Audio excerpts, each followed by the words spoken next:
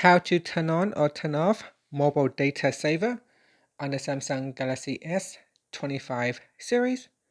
First, tap on the home button to return back to the home screen. Now from the home screen, swipe down at the top to open up quick settings. In here, tap on the settings icon. Next, we go down and then tap on connections. After that, scroll down, then tap on data usage. Now in here, tap on data saver.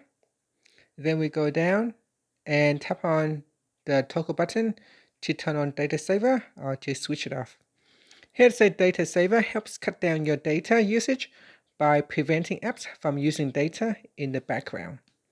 So if you don't want to, if you don't want other apps to use up your data in the background, make sure you turn on data saver. Otherwise, we can turn it off. And that's it. Finally, tap on the home button to return back to the home screen. Thank you for watching this video. Please like and subscribe to my channel for more videos.